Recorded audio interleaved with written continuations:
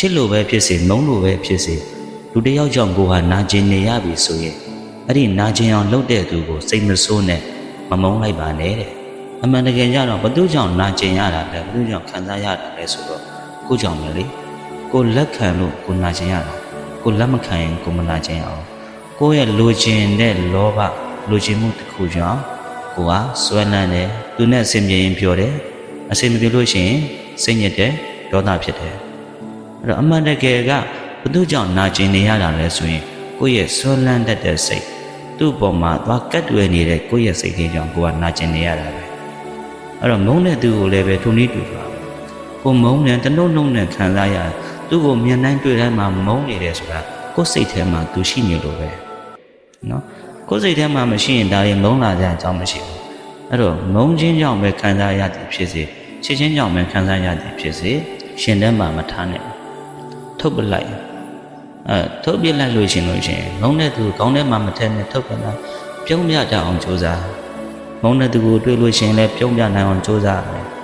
ချစ်တဲ့သူကိုတွေ့ရင်လည်းပြုံးပြနိုင်အောင်ကြိုးစားရမယ်အစင်မပြေမှုတွေကြုံတိုင်းလည်းပြုံးပြနိုင်အောင်ကြိုးစားရမယ်အရာရာတိုင်းကိုအရန်ကြီးမစွမ်းလန်းထားနဲ့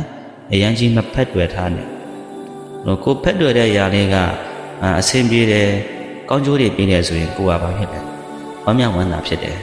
ကိုနဲ့အစင်မပြေတော့ဘူးဆိုလို့ရှိရင်ဒေါသဖြစ်တယ်အားကြောင့်ကိုလက်ခံလို့ပဲကိုကလက်မခံနဲ့ကိုလက်မခံမရဘူးကိုကမှန်ကန်တဲ့ချစ်ချင်းမြတ်တာတွေပေးခဲ့တဲ့အတွက်ကြောင့်သူကကိုကိုမလိုပဲရက်ဆက်သွားသည်ဖြစ်စေလမ်းခွဲသွားသည်ဖြစ်စေကိုကသူ့ဘော်ကိုကောင်းမိခဲ့တယ်ကိုကသူ့ဘော်ကိုမေတ္တာစေမေတ္တာမှန်နဲ့ပြောဆိုဆက်ဆံခဲ့တဲ့အတွက်ကြောင့်ကိုမှနောင်တရစရာအကြောင်းမရှိဘူးအဲ့တော့မုန်းတဲ့သူတွေတွေ့လို့ရှိရင်လည်းပဲခေါင်းထဲကိုမထက်နဲ့ဘောမှာကိုကိုချစ်တဲ့သူကြီးပဲရှိမှာမဟုတ်ဘူးမုန်းတဲ့သူလည်းပဲရှိမှာပဲအဲ့တော့မုန်းတဲ့သူကိုတွေ့တဲ့အခါမှာလည်းပဲငါ့ကိုမုန်းရကောင်းလားဆိုပြီးတော့လိုက်ဖြည့်ရှင်းပြီးတော့လိုက်ပြီးတော့ပြဿနာရှာနေစရာမလိုတော့ဘူးခေါင်းနဲ့လည်းမထမ်းနဲ့ပုံမှန်တိုင်းလိုပဲသူ့ကိုပြုံးပြတင်ပြုံးပြလိုက်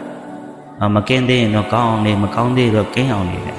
မကင်းနိုင်သေးရင်ကောင်းအောင်နေရမယ်နော်မကောင်းဘူးဆိုရင်လည်းပဲကင်းအောင်နေရမယ်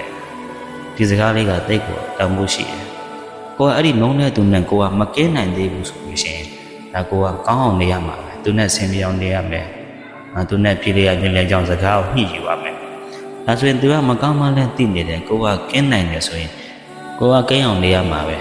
ချစ်သည်ဖြစ်စေမုန်းသည်ဖြစ်စေခံစားရနေပြီဆိုရင်ဘသူကြောင့်ဘဝရောက်မှာဆိုပြီးတော့အဖြစ်တွေမတင်နဲ့ကိုယ့်ရဲ့စိတ်ကိုကိုယ်ကပြုပြင်ရမယ်ကိုယ့်ရဲ့စိတ်ကိုနေတတ်ထိုင်တတ်အောင်စိတ်ကိုထားတတ်အောင်နေမှသာလေလောကမှာအေးချမ်းခွင့်နဲ့ငြိမ်းချမ်းခွင့်နဲ့ရမယ်အဲ့လိုမှမဟုတ်ဘူးဖက်တွယ်နေမယ်ဆွဲလန်းနေမယ်တွေ့တာနေမယ်ဆိုလို့ရှိရင်တော့ဟောမယ်တတန်းလုံးတော့ကရောက်နေရအောင်